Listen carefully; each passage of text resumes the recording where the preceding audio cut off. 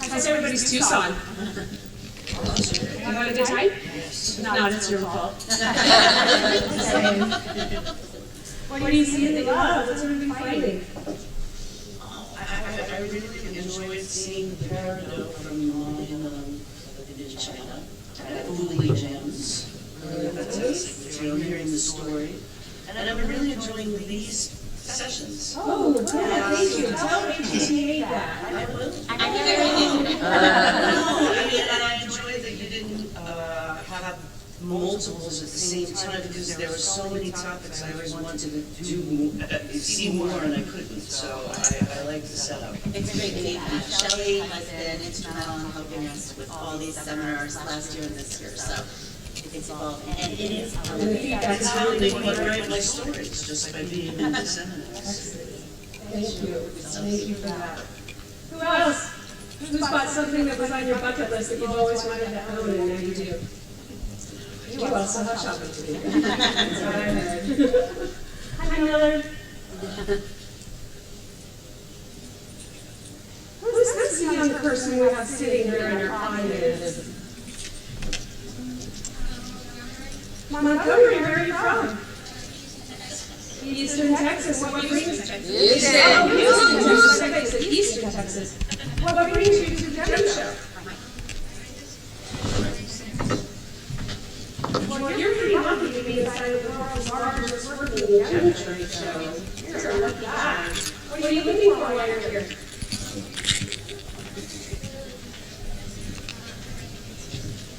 Have you found something you really love?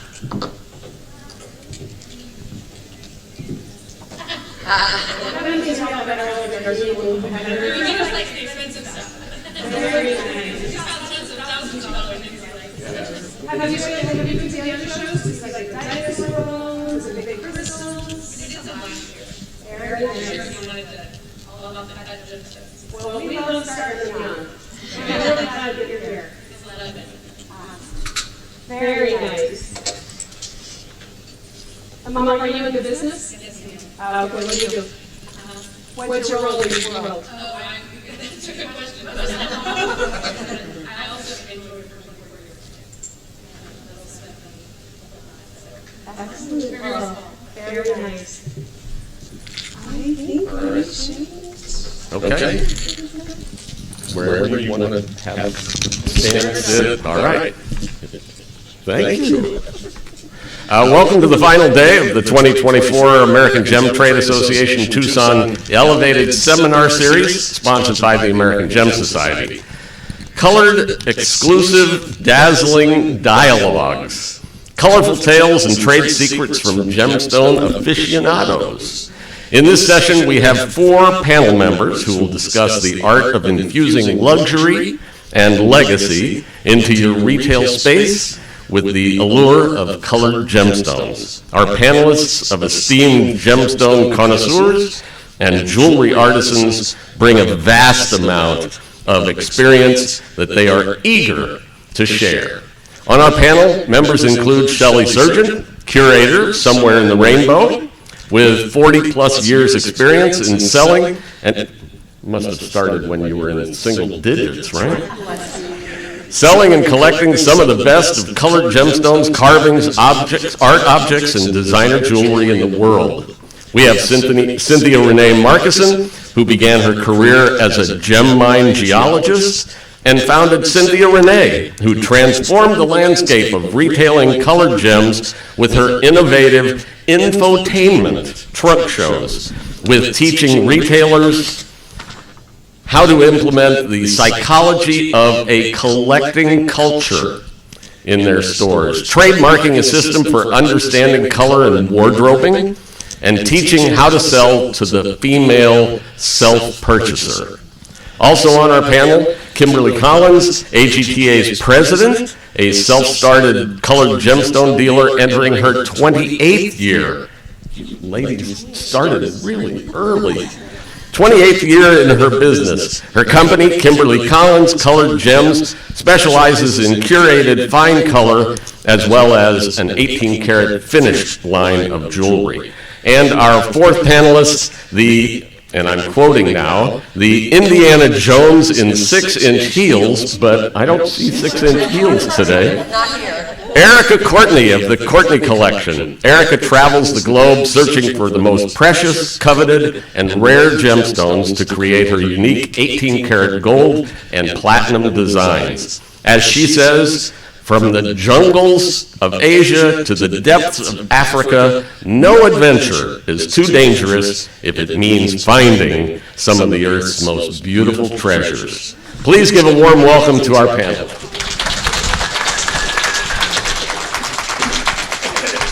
Thank you, Gary. That's a lot to live up to. I have a question. Do I need the microphone? Yes. Yes. All right. Anybody who knows me knows that I don't stand in one place for very long. So I want to give a little background on each of myself and each of our panelists today. And I typically am serving on a panel. Rarely am I moderating one. So this is really going to be fun and exciting for me. My name is Shelley Surgent, and I'm the curator for Somewhere in the Rainbow. We are a privately owned gem and jewelry collection based in Scottsdale, Arizona, and our mission is a very different form of education as opposed to a textbook. You'll see our booth downstairs at booth 1950, but we are known to work with museums and gemological organizations all around the United States and through the UK in bringing further hands-on, up-close education to gem cutters and designers, miners, museums, preservation facilities, and that's pretty much become our mission. So it's really, really nice to be with you all today. That's a little of my history. And before we get started with the rest of the panel, I'm just going to ask everybody to please make sure that your phones are silenced. Give everybody a minute to do that. When I was asked to put this panel together for AGTA, I really thought seriously about what I wanted for a mission. What did I want to accomplish with this panel? And in order to achieve the mission, who would be so amazing to serve?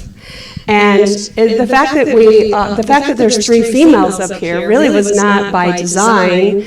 It was because these three women are leading the way in so many different aspects of our industry. Not just in sales, not just in design, but in philosophical work. Cynthia Renee is very connected to that. And in the jungle-loving gal of Erica, who actually gets out into the world and brings her stories to us via social media, via her gems and her beautiful jewelry. And Kim Collins, of course, who is heading the charge as the first female president of AGTA. Second, sorry. Who was the first? Oh, that's right. I'm so sorry, Nanette. I apologize. Anyway, but Kim is obviously getting us on the grounds in things like ethics and things like moving the industry forward from the inside of AGTA and out. And so it's not really by accident that these three women actually appeared on the stage. So without further interruption, I'm going to allow and invite each one of them to give a little background on themselves and why they feel that this panel was appropriate for them to serve on. And we are going to start with 147 years of collective experience on this stage. That's pretty cool. And Erica, I'm going to invite you to give us the Erica story. First, but okay. I'm Erica Courtney. I'm a jewelry designer. I'm not one of those that started off saying I always wanted to be one. I never thought I could be one because first of all, I don't know who is, but it's not women. I know that. And it started with me fooling around on my kitchen table, and I glued some rhinestones on a pair of sunglasses, and somebody wanted to see the sunglasses and loved them, and my mother was standing there, and she said, oh, well, you should buy them for my daughter. She's a jewelry designer. And I was like, which daughter are you talking about? I mean, I live in an apartment complex. They're going to come over and bother me about this, and I don't sell these sunglasses. She goes, well, you do now, and you're going to be a jewelry designer, and you're going to be great. And I was like, no, I'm not, because I don't have an education in that field. But is there an education in that field? I didn't even know. I mean, the jewelry industry seems so secretive in a way, not in a bad way, but just you walk in a jewelry store and there's something really beautiful you can buy. So I'm happy I had a great mom to push me and order me. She didn't push me. She ordered me to do it. And it just started there in costume, then silver, then a little silver and gold, a little bit of pave. And then I found a jeweler that did really fantastic work. And the first piece I got from him changed my life. Like, you can't imagine what it feels like to look at that piece that you know just changed your life, and that's the way I felt. I often say that the earth moved under my feet that day, and it really did, and changed everything I quit doing silver, because I was doing silver and gold. I just loved what I saw, and saw amazing potential of what I could do with somebody, with a jeweler that had talent. My other jeweler was great, but he wasn't fabulous, you know, so it changed everything for me. And then I fell in love with collector stones, and the first two I saw were spessartites and Pakistani peridot, and that opened another day. The earth moved under my feet. I was like, how did I miss all this? What is this stuff? I mean, I was going to AGTA, of course, but when I found those two gems, I thought, this is what I need to do right here. And I'm going to be in that book that said Master Jewelers. I'm going to be in that book. So that's what happened. Beautiful, thank you. We've got a lot more in store for you. So next is going to be Miss Kimberly Collins. Kim, give us a little background on you and your role and how you got here. Well, can you hear me? Yeah. As I think Gary said, this is my 28th year as a gem dealer. I can't even believe it. It has went in warp speed. And like Erica's story, I owe everything that for my start in the gem business to my parents, who traveled to Nairobi and met a family friend, and they fell in love with Tanzanite, and met an amazing contact who had a mine there, and that launched my career. I was in hotel and restaurant management, working like a dog, like they do in hotel and restaurant management, and I saw an opportunity. I was young, single, and said, why not? So I got on the plane. I went and lived with this family in Nairobi and started learning about the Tanzanite business, which also included Savarite, Spessartite, Rhodolite, all the ites, I say, over there. And, you know, I started the hard way.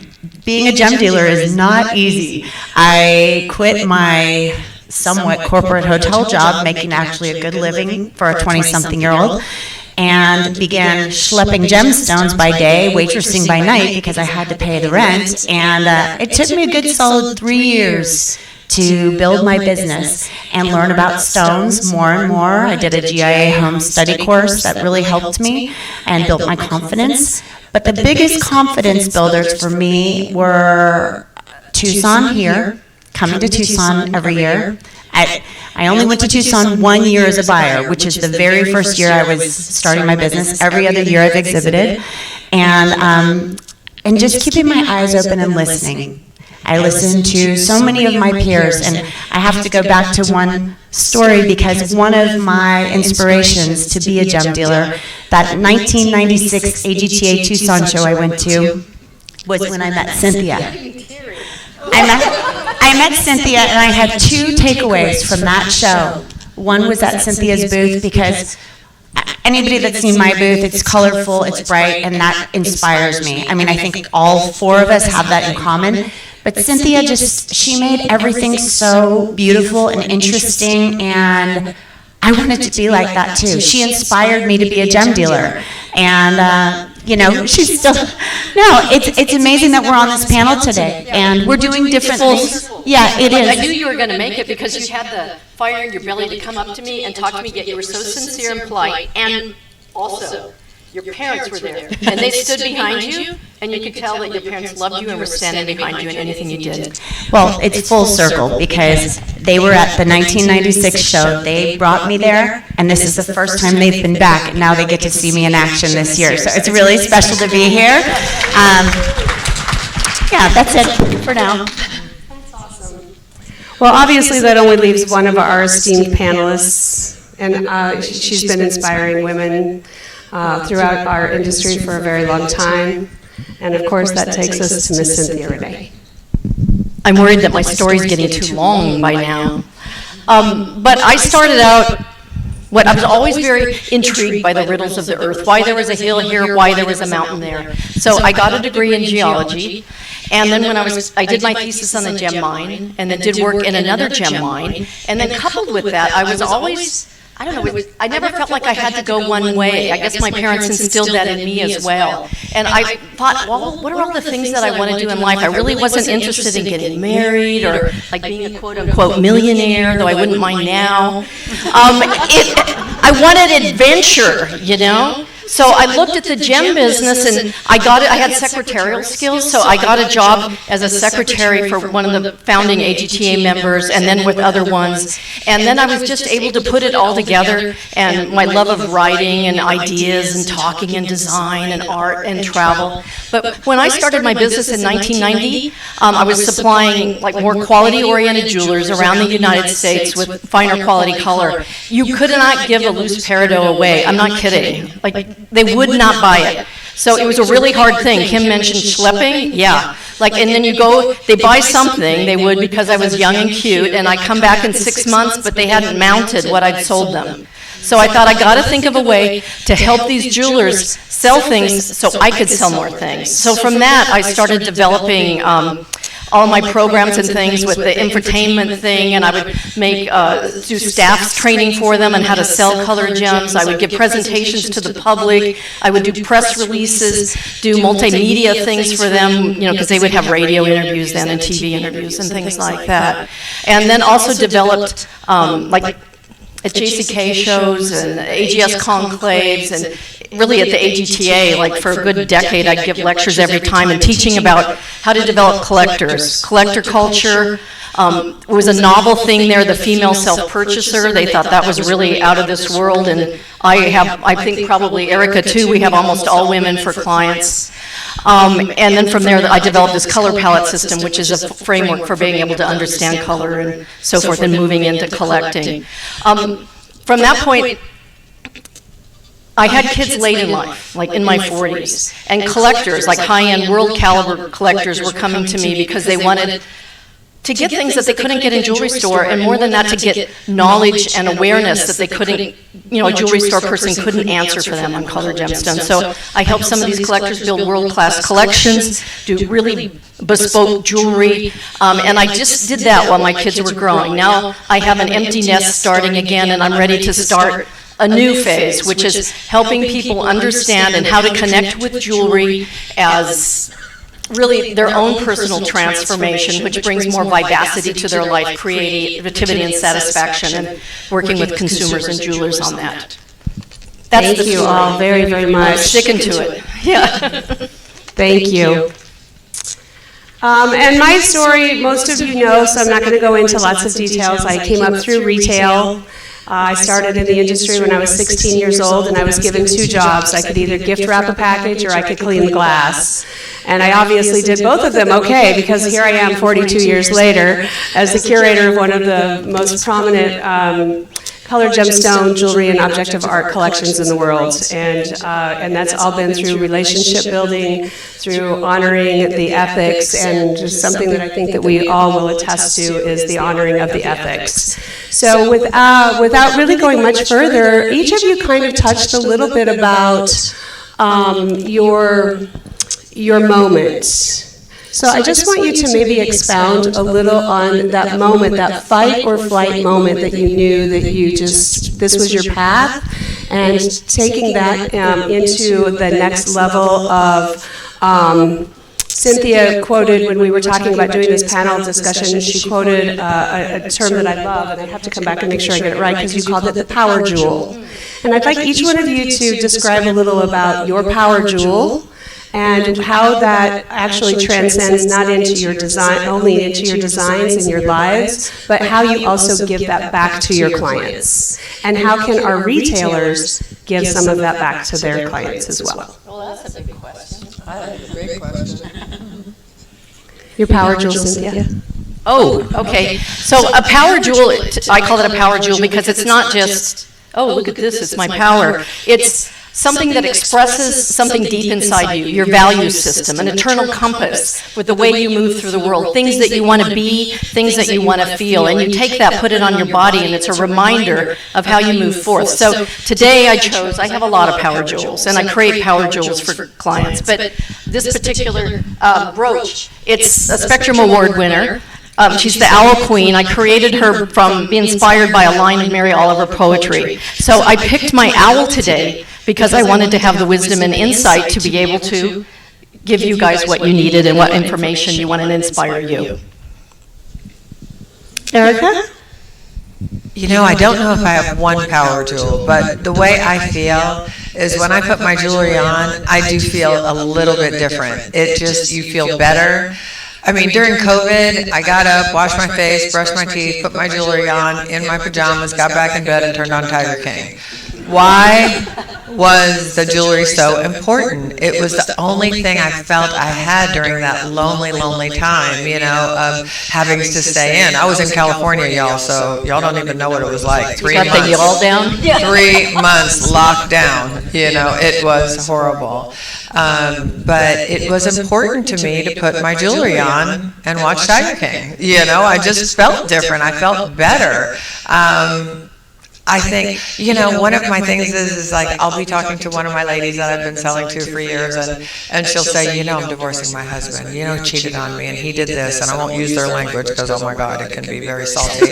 And the next thing you know, they'll say, do you remember that time that he bought me that charm bracelet and put it on my pillow on the cruise? And I'm just like, oh my God, look at you, falling apart right in front of my eyes. And then they have this moment and remembering how fabulous it was, and then they go right back into it. When my lawyer gets a hold of him, that is it for him. I'm not taking half, I'm taking it all, And then she might even launch into another story about when he gave her a certain piece, and it just shows you how important it is to certain people and what it evokes in your memories, That's great. It's true. I don't know if it's really good to incorporate this into your retail conversations. I'll use that for sale. It sounds great here. Yes. Karen, what's your power jewel?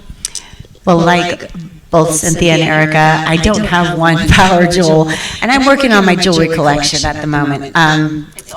And I forgot my main, I have a Tanzanite ring. I call it my ode to Tanzanite, or to Tanzania. And my start in this industry, and ironically, I forgot to put it on this morning. I wore the other one. But I am going to talk about my newest power jewel, and I will tell you why this is so important to me. So, both of my sons are born in May. And I'm a Savarite lover, but I've become quite an emerald lover because they're May birthstone. And my boyfriend here also has a May birthday. They're all within 1 week of each other. I had bought this heart-shaped emerald to sell. And it was in my safe. I could not put it in, I couldn't price it, I didn't tag it, I just kept staring at it. I'd open up my safe and go, oh, there's my heart. I'm going to do something with that. And I very rarely ask Erica, she's always telling me, you need to make more jewelry for yourself. this one spoke to me, and I finally did it, and I took the emerald, and my boyfriend did this setting for me for Christmas, and I wear all three of my favorite men on my heart, and it's just so meaningful to me. This is what jewelry does for me. And for a lot of people, and I think this is something that was missing for a long time in the jewelry industry. We moved away from the sentimentality of things, and this may come later in conversation, but I like to talk about with the iPads, the everything. We moved into spending our discretionary income on things that are disposable, and jewelry is not. Jewelry is your legacy, and it lasts. I have things that my mom and my grandmother have given me. I love that. I can't wait someday for, hopefully I have a granddaughter that will wear this and she knows the story. So those are the things, and this right now is my power jewel, and I'm so proud of it, and I'm getting tons of compliments, and it makes me feel so good. I love telling the story. It's extraordinary. Yeah, it is. They're all extraordinary. You know, Vincent van Gogh said the way to know God is to love many things, and so I think of that with our jewels and everything too. Like, how can you have a favorite? There's just so much to love in the world. There is. Very nice. Well, one of the things that I love that I just heard from each one of you in a very different way was the fact that jewelry is powerful. Gemstones are powerful, not only to us, but to that next generation, to the generation that came before us. And for many of us, we already know that, right? Most of us in this room are jewelry professionals, so we're very attuned to that. But even at the highest level, we all have our things that bring us our comfort, right? I don't feel dressed if I don't have jewelry on. Right? So that's I can walk out the door and I can forget my perfume, or I don't ever forget my hairspray either. But if I don't have my jewelry on, I don't feel dressed. And it's really a beautiful thing when my granddaughter comes up to me and she grabs something on my neck, like right now I'm wearing my angel from Susan Helmich, and I love this piece, and she'll grab something on my neck and she'll say, "Gigi, that's so pretty. I love it."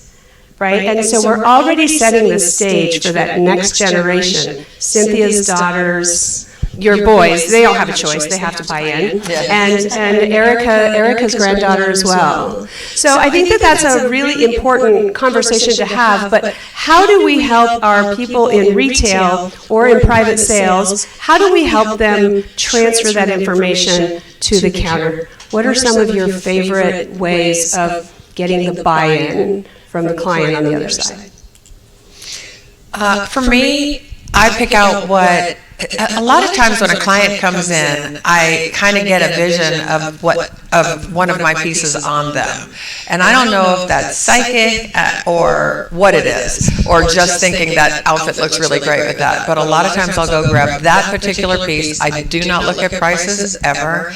I might not know the client. I might not know their budget. I don't care about all that. I don't think you should ever think about the price with a client. And I'll go grab a piece and say, "Oh my God, I was just thinking this would look so pretty on you with your beautiful blue eyes," and have them try it on. And a lot of times they buy it, just that one, because that's the one they fell in love with first. That's the one that I gave them and said this would look beautiful on you, and I think that means something to them. I think picking the piece you love in the store, you can sell so much easier than the piece that you think everybody should have. I don't think jewelry is I think everybody should have purchase. I think it should be individual, and I think you shouldn't worry about the prices. Let them dictate what the price is. You know, just because you can't afford a $40,000 piece of jewelry does not mean they can't afford a $400,000 piece of jewelry. And I think sometimes we show with our pocketbooks, not theirs, and I think it makes the experience much less special when you're showing them run-of-the-mill jewelry versus something really special. And then they can decide what they want to buy. You know, but at least it's a conversation starter, and I try to pick out something interesting too, so I can say, "Do you know where this gem came from?" And I mean, it literally, I had a Mahenge set, that Mahenge Spinel set, and the lady decided she didn't want to spend that much money, and so she bought a moonstone set, and then she called back, she goes, "I'm going to return it. I want the Mahenge set," which was 4 times the price, and my son used to live in Tanzania, so that's what I want. And I was like, okay. I mean, I guess. Your son used to live in Tanzania, the gem came from Tanzania, so sometimes, talking about the origin will sell your piece. And I thought that was really amazing that she did that, that just because her son lived there. And I told her it was a Tanzanian gemstone, not knowing that he ever lived there. I don't know. And Kim, how do you, now you are obviously a little different in the industry because you actually wholesale, you're a dealer, but you do trunk shows all over the country with stores all over the United States. How do you, when you go into a trunk show, how do you get that buy-in from the other side? How do you help your store owners achieve that? I really love doing trunk shows. It is, and I've started those with my jewelry line. I watch first. I watch the client come around the case, and I watch their face. And I watch when their eyes open up a little bit, I watch what makes their eyes light up. And without asking them, I'll pull something out. If it's green, I'll pull it out and say, this is Sabarite garnet.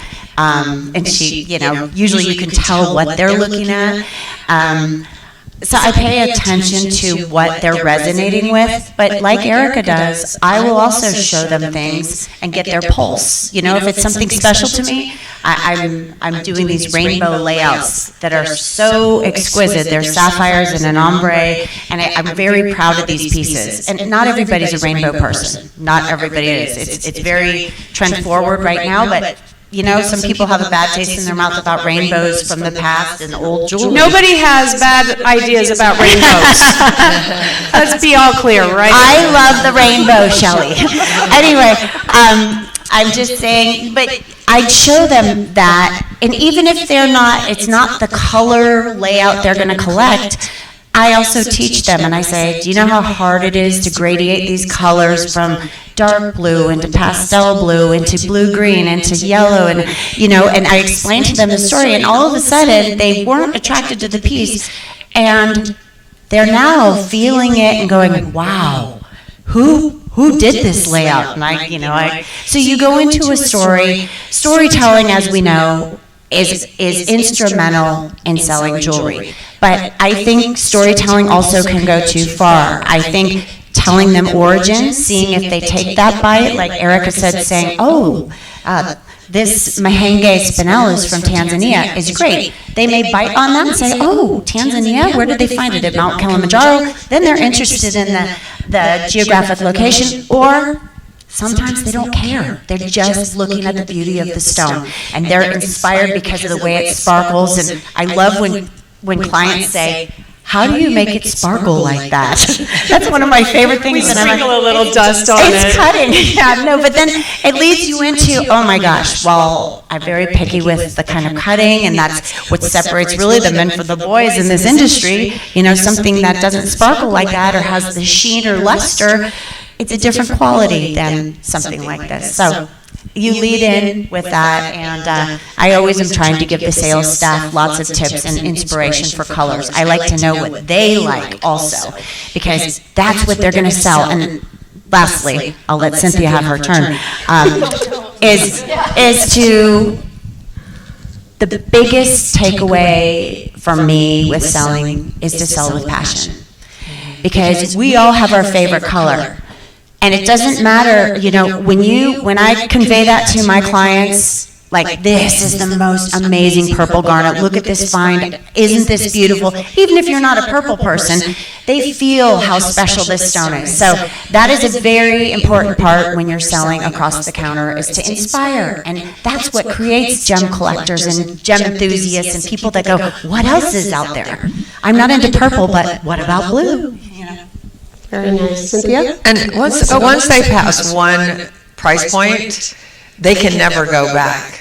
They will never go back. Once they're never going to buy that normal little citrine again. It's going to have to be mandarin garnet. It's going to have to be. So if you can just get through that one sale, from then on, you never will sell them again. They will just buy. I think one of the things, I was listening to both of you and thinking how I can add on to what you said, but we're talking about storytelling. One thing I think we need to remember is that we also need to listen to our client's story.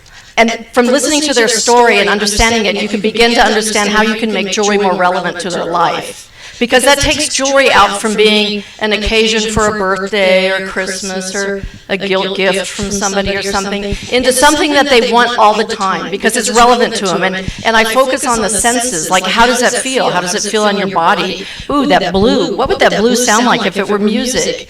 Where is that particular sapphire from? Oh, did you know that, something about sapphires and where it came from? So I talk about all of those things. And I do a lot of listening, and from listening, I kind of get their vibe and I could start to reflect. I think another thing is that how many of you have birthstone cases? Oh, that's coming up next. Oh, okay, then I won't go into birthstone cases. But I talk a lot about how something feels. I reflect back to them how it feels. And then when jewelry becomes relevant, it becomes something that they understand that they need. Because you wouldn't hear this in this room, I know, but if you go up to just people on the street, they say, oh, I don't need any jewelry, I don't want jewelry. That's because it hasn't been made relevant to their life. They don't understand what it can do for them, how it has meaning, how it can empower them to go forward, why it's the best medium ever to mark a milestone, and how our love of jewelry and gemstones is really a gift passed down to us from our most ancient ancestors. It's instinct within it, and they're all of us, and someone's just waiting for us to open that door and bring that out to the surface so they can adorn themselves with that.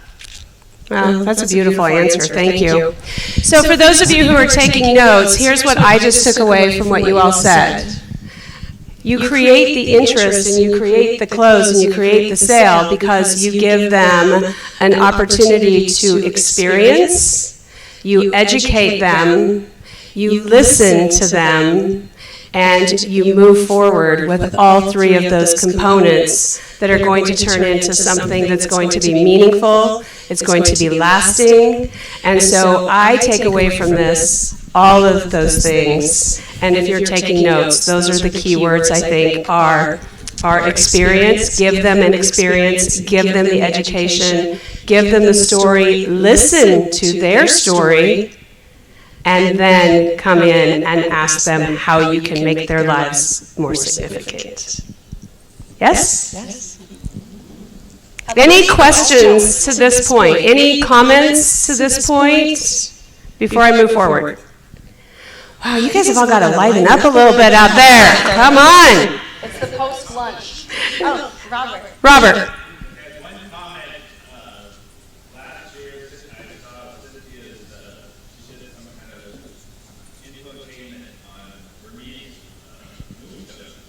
Oh, that was last spring. Or June for Moonstone.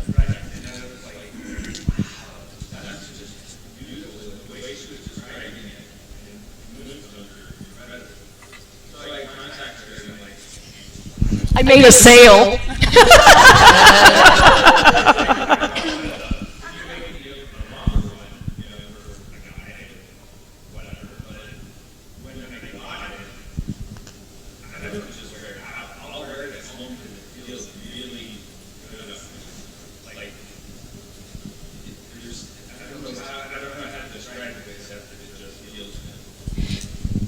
Robert, I feel that by now I have a long arc of career and life wisdom, right? So I'm in a position, I think that what most people want is that the truest jewel is them inside. And I feel like with my work and with the gemstones and design and working with the individual, it's helping them to kind of repolish that gem inside, to maybe refacet it and refurbish it and bring that jewel on the outside and have more confidence to bring it on the outside so they can be all that they can be. So Robert's necklace, it's that kind of brownish moonstone, they're beads, they're like dove colors and with gray. So the way that I did this little short on it, I'm talking about these dove feelings that, oh, you know what, it's so warm and it's so soft and it's so gentle and I feel so good when I put this on. And little did I know Robert's laying around his house with just his bead necklace on rolling around.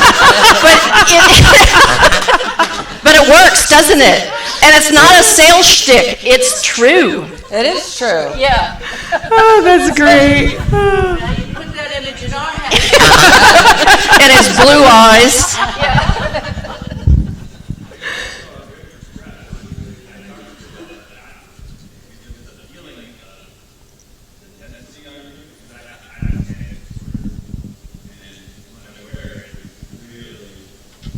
you feel it's weighted on you, like a weighted blanket a little bit, but you feel adorned, and then that anchors you to your senses. Like I just have this new, it's a freebie on my website, like 6 ways to use your jewelry as a compass of transformation. But one is like to get you back to your senses, to feel, oh, the weight, oh, it feels smooth, sometimes they're cool. And then when you do that, you start anchoring back into your body, and that's how you reclaim your power.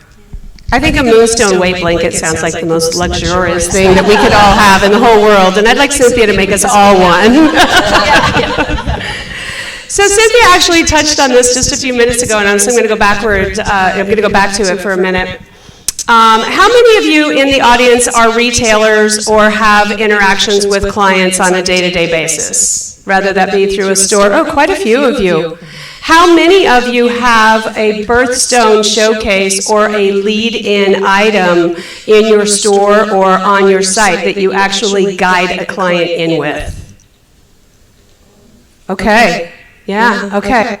Well, I'm going to relate a little story from somewhere in the rainbow, and then I'm going to ask each of our panelists to actually relate their own stories. Because somewhere in the rainbow was invited in 2012, we were invited to do a birthstone exhibit for the University of Arizona at the Flandreau Planetarium.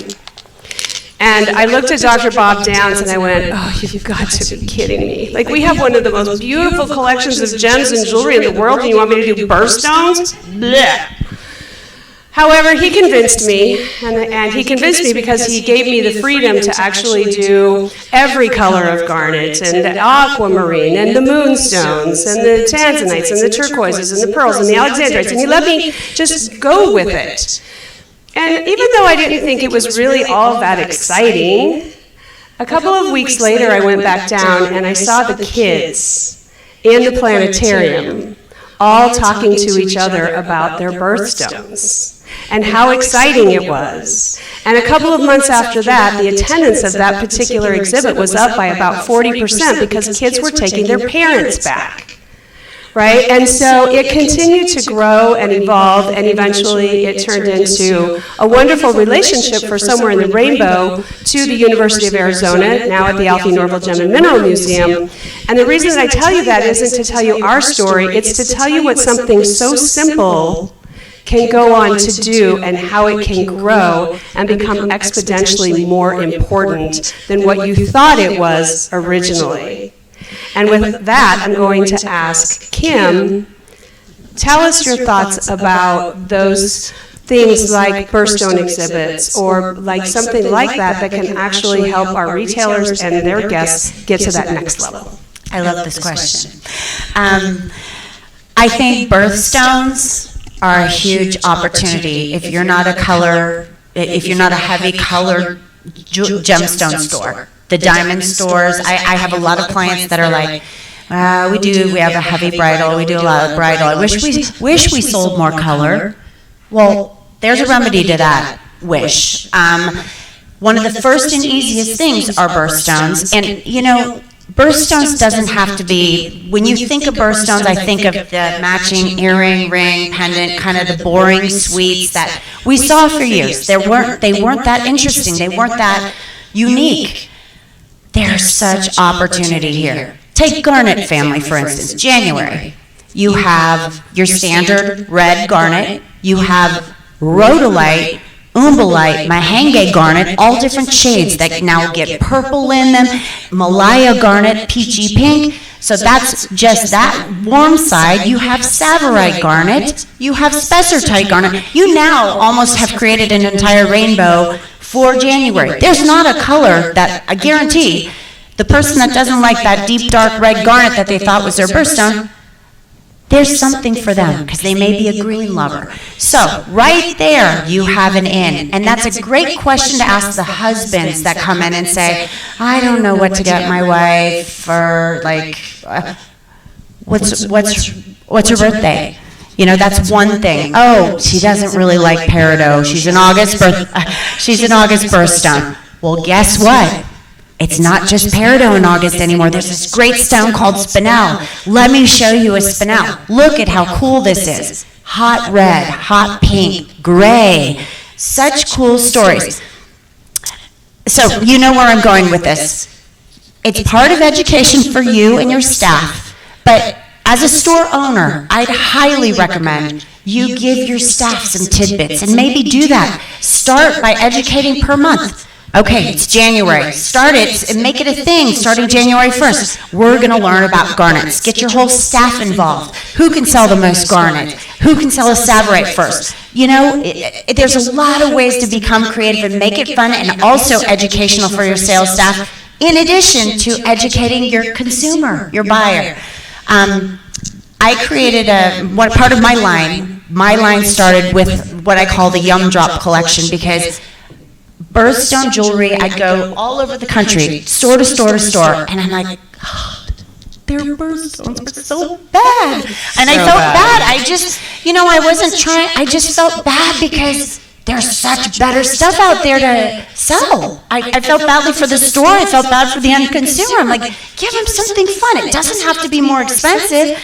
And I developed this collection of stackables that you have all this January birthstones. Okay, they don't like red. They can have the green. Anyway, it makes it fun, and it's an inexpensive way, and you can add on. Anyway, there's a lot of creative ways, and I'm happy to talk to anybody that wants some inspo on that kind of thing. But, educate your staff. Take it on your Instagram or your Facebook. Start doing it that way. Make birthstones fun again. That's what I'd say. Yeah. Make birthstones fun again. Write that down. Erica, you may have a little different approach because your collection maybe doesn't necessarily revolve around birthstones, but how do you get in and get your stores to take that buy-in? First of all, they have all of them have my phone number. All their sales staff can have my phone number, and I even tell them if you want to know about gems, even if it's somebody else's collection and you can't get to them, you can call me and I'll help you explain and sell that piece of jewelry. Birthstone is something I do last as a last resort. I just try to get them to love jewelry, period, because I don't want them to feel like they can't wear something that's not their birthstone. So birthstone to me is a desperation move. Like, okay, she might be leaving, so hey, what's your birthstone? And I want them to be collectors, not people that buy their birthstones. And I turn them all into collectors. And I'll give you my secret. If Kim would ask me, can I see that gem? And it's a gorgeous gem, obviously, because they're going to pick out the most beautiful gem in the case. I'll go, oh, you like my hang case spinels? Oh, are you a collector? Well, yes, I like to think I am. Oh, well, then you must be, because, you picked out the most exotic gem in the case. And it starts a whole new thing, and it gets them to thinking, I want to be a real collector. But I already told them they were collectors. So they believe I believe they're collectors. When you give them that power, then that means I can buy whatever I want, because I am a collector. This is what I do for myself, is collect jewelry. And, it's funny to me because a lot of people say, well, my staff doesn't know much about gems, so I don't really sell color. I didn't either. The gem dealers taught me all about gems. My education in this business, I hate to say, or I don't hate to say, came from the gem dealers. I didn't go to GIA, didn't graduate, but I know so much about gems just from my gem dealers, and I still ask them, and I'm not ashamed. Do not be ashamed to ask. Everybody needs to know what that is, and even gem dealers ask each other, what is that gem? So just be brave, and just, if you need to know about gems, Wikipedia has 2, 3, 4 lines at the beginning of amethyst, per se. Use those 2 or 3 or 4 lines. You know what I mean? Make it fun. I did a Magic 8 Ball, and it said, how do I look in drop dead gorgeous Erica Courtney jewelry? And there were 20 answers on there. It was rich, fabulous, beautiful, gorgeous, all these fun things that it said on there. And so I found out some of my stores were shaking it in the morning and going, okay, the word of the day is you look rich. And they would wink at each other, and they would all try to get that word in a sentence and have fun all day, and before you knew it, the day was done, and they were selling gemstones. And the thing is people get diamonds, they don't get gems, but your customers do. So don't let them go somewhere else and buy it. You sell it to them. Good advice. Cynthia? You're all looking at me now.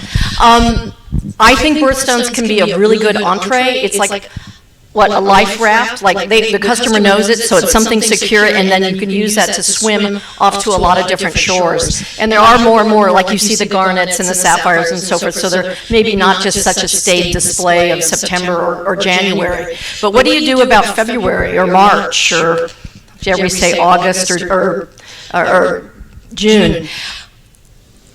Your customers, what are they going to have? A diamond ring, think of their wardrobe, maybe some diamond studs, maybe they'll have a little diamond necklace, some pearl strands. What are they going to do after that? Their birthstone, okay, but then they're done. The jewelry doesn't really become lighting a fire in them. That is a passion that they really can't slake. So what I did is I developed something called the color palette system, and there's 5 different palettes within it. Each one of them tells a story, but it's a framework of these colors that mix and match in a different way, so your salespeople can understand color, and that when you display in this way, the consumer looks at that and says, wow. You know, they understand that if you have aquamarine, it really, you don't have to wear aquamarine light blue colors. It really shows up a lot better when you wear lavender or maybe chocolate or gray or sea foam or something like this. It shows them how to understand color and gives them a framework to be able to really want more things. And then they want more things. And so you can go through all of the different gems, all of the different colors. It just goes on and on and on. Like, my collectors have been with me like 20, 25 years. Some of them will spend over that time like millions of dollars, you know. There's just regular people out there who are looking for this information, and they're looking for us to light a passion in them that really is not easily slaked, because us human beings love to collect. One of the things that I just learned from Cynthia is that Cynthia is actually the purveyor of granimals for gems, all of the tones that go together, and you can mix and match them, and I love that. Does anybody here not know granimals? You know, the clothing. They all kind of mix and match and go together. But I love that you can create a palette with that people feel very comfortable in working in. Well, yeah, and that they each tell a story, and then they can understand if something's clear, vivid, blue, vivid, icy pastel, earthy with purple. You know, it gives them a framework, and then they can start understanding how to wear it with their clothing. Well, you did that. That's what attracted me to Cynthia's booth in 1996. She had sections with the gems set up, lights and brights, icy pastel. Yeah, I still remember it. And I was like, that is such a cool way to display. I thought, if I'm ever a gem dealer with a booth, I'm going to do something like this. I'm going to bring it out and develop courses and workshops with it for jewelers to be able to understand how to display that way and how to work with their clients. And I do it different. I rainbow my booth, basically, from the saturated purple. I do the full spectrum. And I lay out my stones that way because I think people shop by color. Stores know, ooh, we're light on aquamarine. Let's go look. And they hone in on those blues. It makes it easy. But that's for another conversation. Very nice. Okay, so moving along, I think that this is something that's really relative not only to the retail people in our audience, but also to collectors and people within the media and just all around industry. As a dealer and designer, and you've all been both sides, right? Dealers, still designers, still dealers. But what comes first for you? The gemstone and the chasing and finding of the gemstone? Or is there a design that's already working in your brain and you have to go source the stone? What comes first, the stone or the design? For me, it's, you look at me. That was not my fault. Erica, why don't you go first? For me, it's the gem. When I see the gem, I may or may not have a design for it, but I fall in love with the gem, and then when I get home, the ones that are kind of going, pick me, I put them on the couch, and I grab my sketchbook and my pen, and I watch television to take my mind off of it, because I feel like when you're stressing yourself out to design, nothing might happen. And still nothing might happen if I turn on the television for 2 days, but when it does, it's a flood, and it's insanity in my head, and I literally am saying, oh, I got it, I hear you. Okay, you are not playing, you're going back in the safe, I'm getting somebody else. And like, I feel like they're speaking to me, and I feel like I hear them. What? You put some of your gems in timeout? I do put them in timeout because they won't talk to me, and I'm trying, and you're not. So you have to go back in the safe, and I need to get somebody else that's more interested in playing. That's good advice. I was going to say the same. Always the gem. I start with the gem. I started my career as a gem dealer. I buy every stone as if it's loose and it's going to go, but sometimes they speak to me just like she's saying. And I'll look at a stone that I bought and I'll be crazy about it. I'll love that stone and be like, why hasn't anybody bought this? Fine, I'm setting it because I know this thing is amazing. It's one of the first things that usually sells once I get it. It's like it needed its outfit on. It needed to be extra special, and then people gravitate towards it immediately. But sometimes you need to help it along that way. But always the gem. Always the gem. Cynthia, how about you? Again, it depends on what I'm doing. If I'm working with a bespoke client, sometimes you need to listen to their story or what it is they want to accomplish, and I can make certain suggestions. But or sometimes I start with a line of poetry, or I go to a Matisse exhibit and I'm inspired by these paintings and I want to put that in jewelry. But I think you have to start with the gem. The gem talks to you, it tells you what to do, what color metal, what kind of textures, what it wants to go with it, and so forth. If you do, however, sometimes you're going to have models that it's more cost effective with you in your store to be able to produce and make more of them. You have to just maybe create them in such a way that you have some leeway with shapes and sizes, that there's some adjustability to them. But it's the gem. Yeah, and I'm going to say the same probably for Somewhere in the Rainbow. These women up on the stage have actually all have pieces within our collection, and we invite the artist to actually come to us to choose their gemstone because it's the gem that's going to speak to their artistry. And at the end, that's what we want for our collection. That's how we want to carry our education mission forward as well. So the gem for us as well. The message to you in that is 4 for 4 here are saying, if you've got loose stones sitting in your inventories and sitting in your stores, it's time to get them out and let them be dressed. Let them put their outfits on and let them become something that someone's going to resonate with, as opposed to a loose stone that's just sitting in your vault. I bought it at the show. I bought it 10 years ago. I haven't done anything with it. How many of us have that story? Right? All of us. Get them out. Get somebody designing with them. Put them in a beautiful house. The beautiful thing is if it doesn't sell and it has a shelf life, melt the gold, start again, right? But create something and let somebody connect with it. That's what I'm hearing. Great. Or display the loose with sketches. And yeah, people, sure. And don't try to do it the cheapest way you can possibly do it. Do it the most beautiful way you can do it, the way you like it, so you can sell it. It's a sensual medium, remember? Sensual medium, that's very nice. So, we all have come to a place of understanding education to some degree within our industry. And for many of us, it was the path of I went to GIA, I went to GEMA, I did all of these courses, and I did all of this coursework, and I did all of these things. But in our industry, as we know, there are many different paths to education.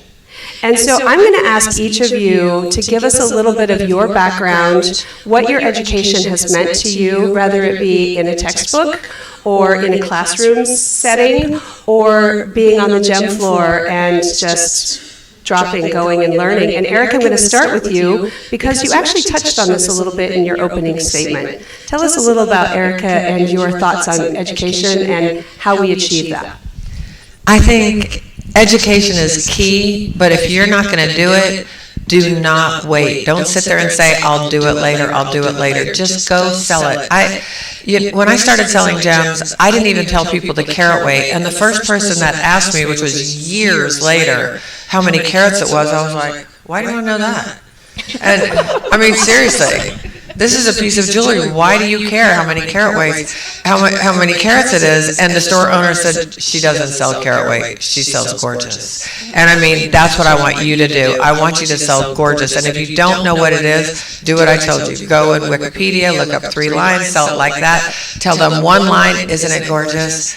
that if they say yes, then they're going to ask you maybe another question, answer that question. Isn't it beautiful? Can I see it on your hand? You know, like, don't over-educate. Don't start with any educational crap. Just talk about the sexy stuff. And the sexy stuff is, how do I look? It's all about me. I'm the one that put it on. I want you to tell me I look gorgeous. I want you to tell me it looks so good on me. I want you to tell me it's sexy. Look at that ring, girl. Go look in the full-length mirror. Oh my God, look at you. You know, that's how you sell gemstones. Like you would like to be sold a gemstone, not like the specific gravity is who cares, you know, not like it sparkles so much, so who cares? I want it to be beautiful, and that's how I sell gemstones. Poor Gary Roskin sitting down here saying, oh dear God. We're not forgetting the science behind all of this, but. Oh, I've been through that. I have seen the salesperson come up and try to sell all the gemological properties, the stone, the hardness, the caratway. What a nightmare. It only works with engineers and dentists for some reason. I don't know why, but dentists and engineers. It's boring. It's boring. Sell gorgeous. Okay, did we all get that? Sell gorgeous. Tell them that they're gorgeous. Miller.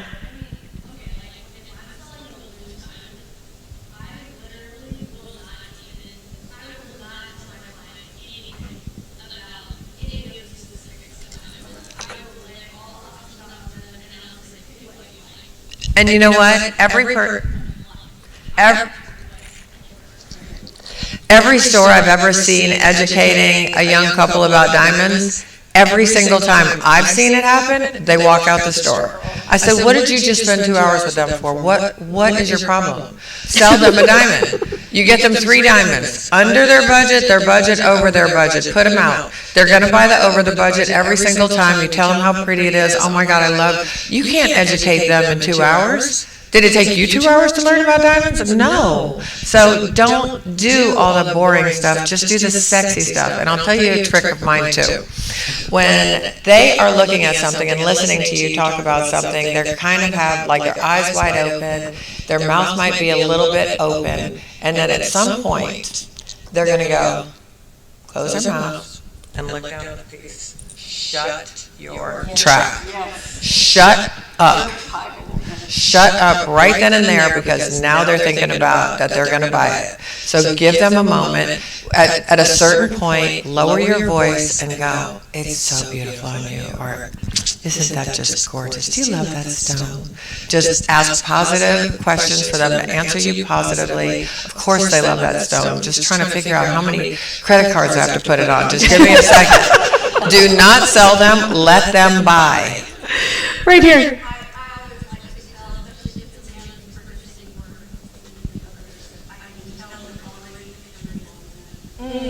Ooh, that's good.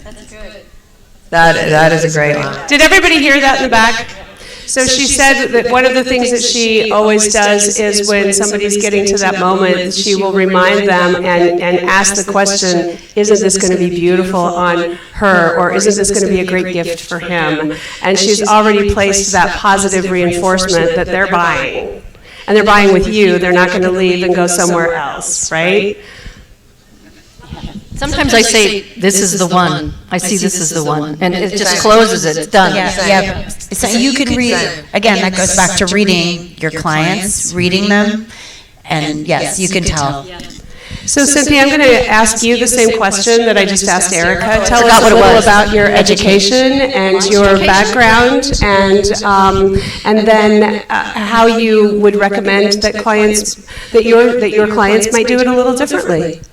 Walk us down a little of your path. Well, my education is, I'm a geologist, and I worked in gem mines. So I took a lot of classes in mineralogy, optical mineralogy, how rocks are made. I did a thesis in gem mines where the pegmatite dikes are, where most of the gems are found. So I have a scientific background, but I was always kind of a dreamy, looking out the window kid in school. So I had a very creative side as well.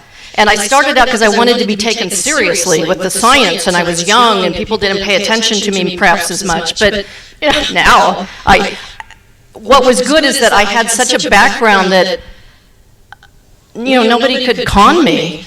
So I think it really helps to have the confidence of education or know where to go to get somebody who can bless your product, a lab or somebody who is a person who knows. Just because you're a GG, you don't know somebody who knows. But over time, I don't never have used that technical thing. I spent a lot of my career being able to develop, I called them chance favors a prepared line. Like a client would ask thing, is darker better? I give them language for being able to explain in everyday terms using the contrast on the remote, like when is darker better and when is it not, and how does that apply to gemstones. So I really love thinking of everyday analogies for somebody so that they understand it, because I want them to think, yeah, I get it.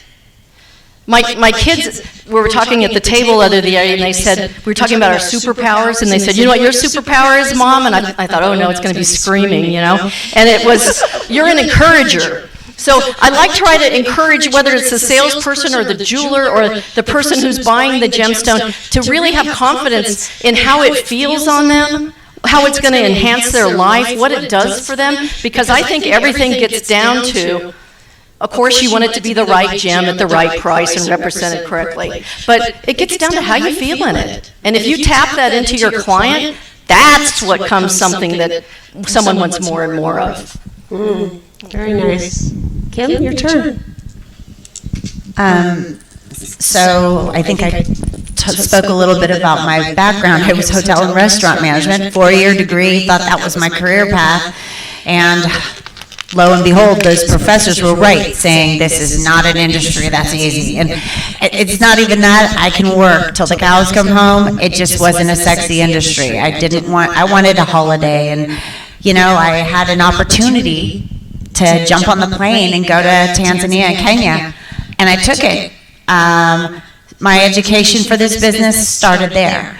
And sitting in that gem office, watching the Maasai come through the door with a tanzanite rough piece or a faceted gem, and that was a cool education, and that sparked my interest right there. I didn't know a thing about stones when I started. I really didn't. I was learning as fast as I could. I did a home study course for GIA. I actually was supposed to take my test simultaneously when my trip to Africa was. And so I forewent the test and went to Africa, and the best education I've had in this industry is practical experience. Putting my hands on the gems, looking at them, analyzing how it makes me feel to hold them, watching what the colors do to me. I'm a sparkle person. That refractive index, I really resonate strongly to it. And people that come to my booth do. And you can see that, what attracts me in the gems. But one of my sense of prides in this industry is I get so many calls from appraisers and a lot of GGs that need help identifying stones and asking me questions about the gems, and I'm like, well, no, but it's cute because I have practical experience that I can add to them. They have book experience, which I appreciate, but I have the practical experience. I've been doing this for a long time. I've touched every gemstone there is, and I've sold the bulk of them too, and I get it. And I know a lot about stones. I know what's soft and too soft to put in a ring. I know what would be great earring stone, but you don't want to put it on your finger. So basically what I'm taking from all of this as I wrap up this question is that each of the women here would actually tell you that practical hands-on experience by far is going to be one of the best education programs that there is. Getting out here to the trade shows, talking to the dealers, going over and seeing the guys that sell dinosaur bone, right? And then getting here to the people that sell the mahenges, the Paradiso tourmalines, all of those beautiful things. But there's a ton of education that takes place right here. And it's fun, right? Who doesn't want to be in Tucson? Who doesn't want to be learning and growing their repertoire while we're all right here during the funnest week of the year? And to that point, I'm thinking about education. The best thing, like if you're a store that wants to sell more color, I would start, let's say you don't have a budget, you can't bring all your staff out to Tucson, but you have a top salesperson. You know, you can see that they have that potential. Start there. Next year, bring them to Tucson. Light their fire for selling gems and looking at gems, because they'll have a favorite. They'll come back to your store, they'll have a favorite, and they're going to talk to your clients about it. And guess what? I bet you're going to sell a whole bunch of new stones because of that trip to Tucson, whether you have them in stock or not, whether you need to bring them in from a dealer. That lights the fire under a lot of salespeople. I see it happen at JCK show where they bring the staff for jewelry, but the color part is really essential, and it's a place where all the stores can make a nice margin, where diamond lab created and diamond industry, it's a mess right now. I know, and I do know that color is where it's at.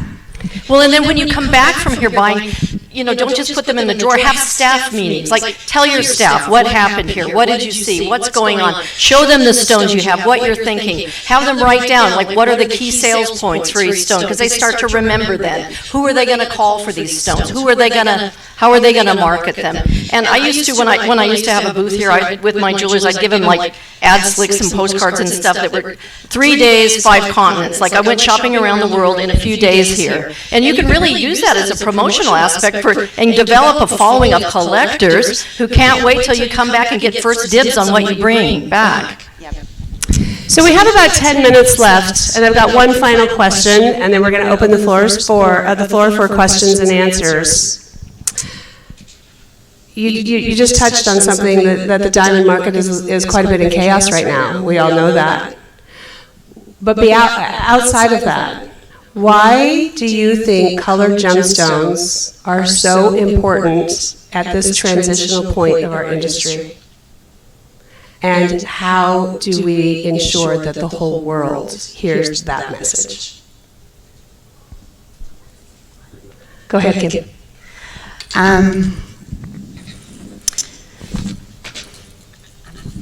You got so excited about this question. I think right now we have a huge opportunity. And I know it's an opportunity for me, and I'm going to speak to this question from my personal experience.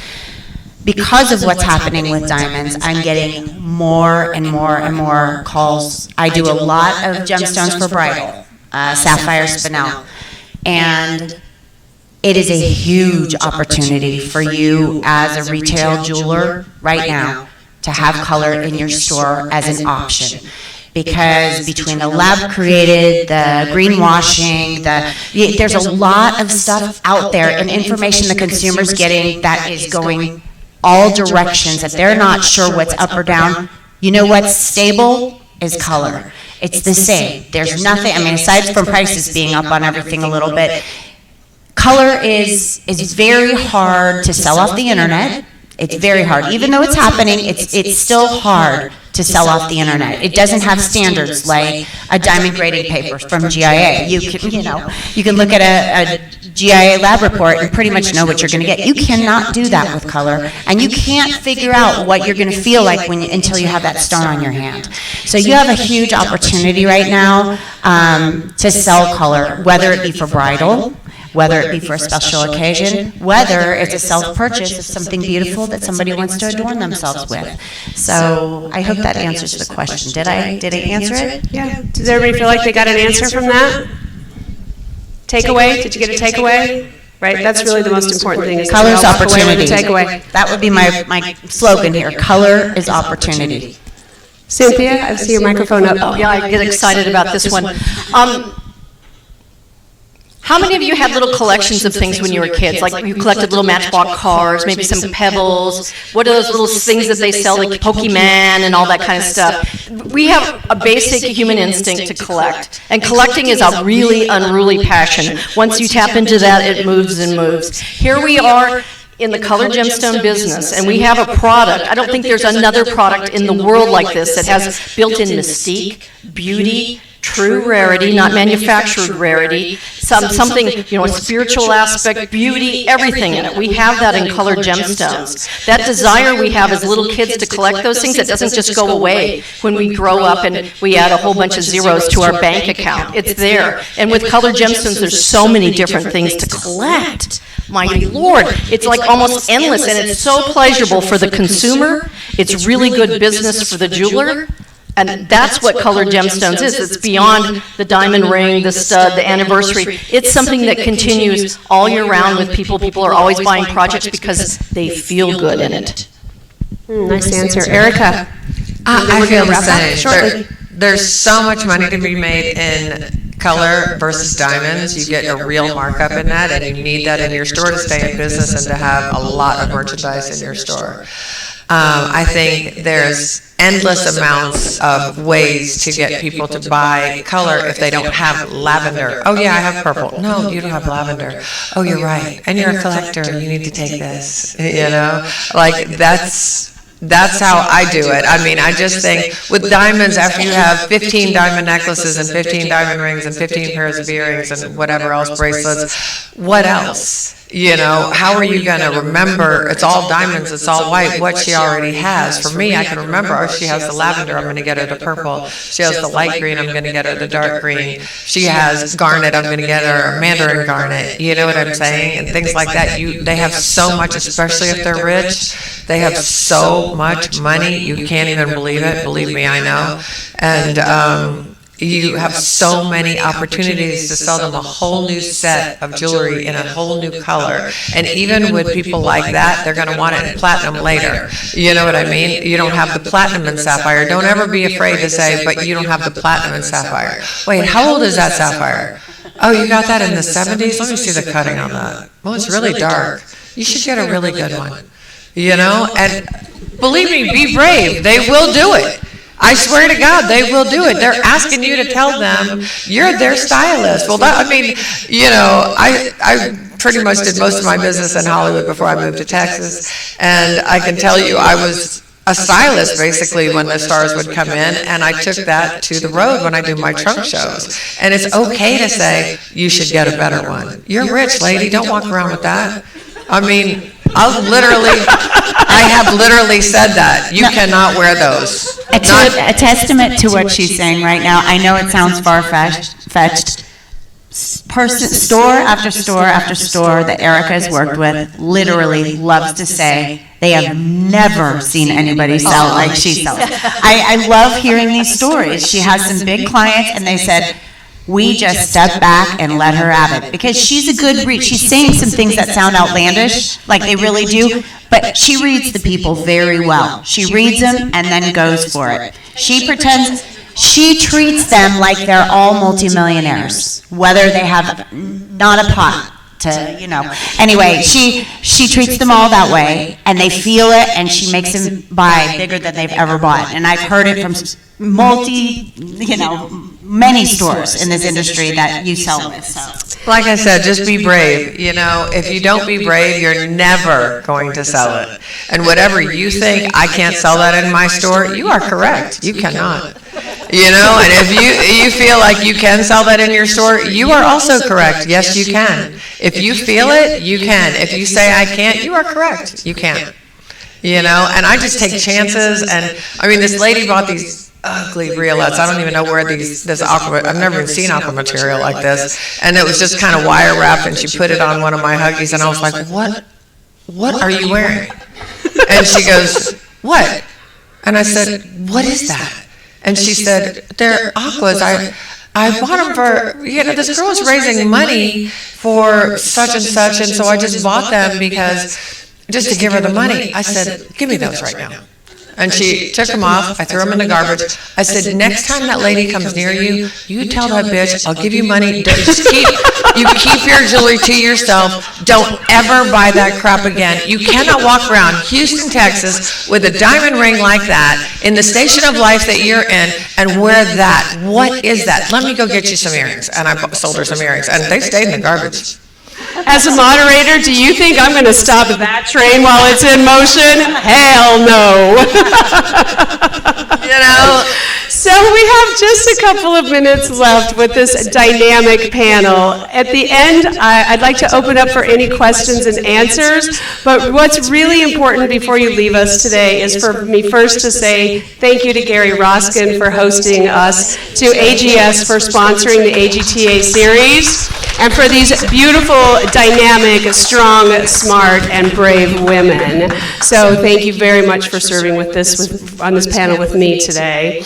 And for always your support and always your love. And going back to one thing, somewhere in the rainbow calls diamonds accent stones. Yes. And we do so for a reason. So do I. Questions or answers before we leave, and you get ready for the pearl discussion that's coming next, which is going to be fantastic. Yes. So we're designing color rings, and I have a beautiful design. And I thought was asking, well, I love this design, and if it's green, it's beautiful here, but actually goes now. And they go like, can I have the same design but with ruby? So it is happening 2 times with this green, and this beautiful red ruby spinel. So how do I sell it when you give me? How do you sell spinel? So I always recommend this to my stores. I recommend they put spinel with rubies because almost naturally everyone is going to gravitate to that red spinel because of that refractive index and that sparkle. Women love the sparkle. So that's what happens. And I said, yeah, I tell my stores, you have an opening right there to educate and say, oh, they ask, can I see that ruby ring? You pull it out and go, this is actually a gemstone that comes from Mogok in Burma, right where they mine the rubies, but it's a spinel. It has the same hardness. Isn't it spectacular? And you pull an Erica Courtney on them. And that's what you do. And you can educate them there. They may be dead set on a ruby, but that's a great way to teach them that there Tell are them it's a other collector's stone. Right, you tell them it's a collector's stone, and what I say that it's a collector's stone. Did you know practically one of all the most famous rubies are spinels? Yes, that's a great line. So as we're running down on time, thank you very much for the question, but one of the things that I'm going to recommend that you do is take a trip down and see Kim Collins at her booth, take a look at that difference in ruby and spinel, and do exactly what we told you to do, which is get out on the floor and get the education. Talk to your dealers. You have the world's best educators right here at AGTA, at the Pueblo, at the 22nd Street Show. It happens right here, and you're going to learn more here than you will in any course over any amount of time.